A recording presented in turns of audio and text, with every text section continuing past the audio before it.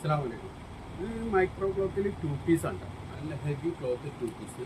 നല്ല സ്ട്രെച്ചിങ് ആയിരിക്കും, നല്ല ക്ലോത്ത് ആയിട്ട് സോഫ്റ്റ് ആയിട്ട് ഒരു നല്ല ക്വാളിറ്റി ഉള്ള സാധനം. ഇത്ര സ്ട്രെച്ച് ആവും. ഇത് സൈസ് വരുന്നത് 2, 3 അതൊരു പ്രൈസാണ്. പിന്നെ അതിൻ്റെ നേരെ വലുത് വരുന്നുണ്ട്. Full heavy cloth.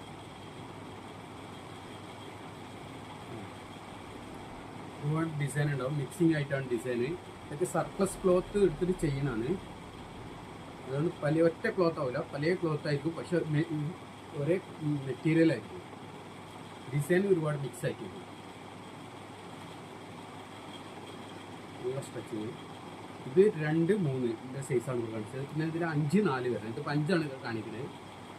നല്ല ക്ലോത്തിന് ഇത് ചെറിയ പ്രൈസ് വരുള്ളൂ. കസ്റ്റമറിന് നല്ല കംഫർട്ടായിട്ട് കൊടുക്കാൻ പറ്റിയ ക്വാളിറ്റിയാണ്. ഒരുപാട് കളറുകൾ വരുന്നുണ്ട്.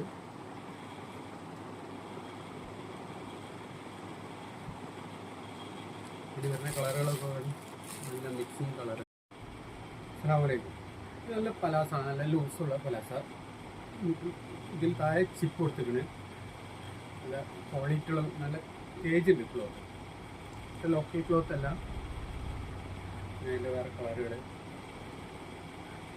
ഇതിന് വേറെ കളറ്, ഇതിന് വേറെ കളറ്, ഇതിന് വേറെ കളറ്.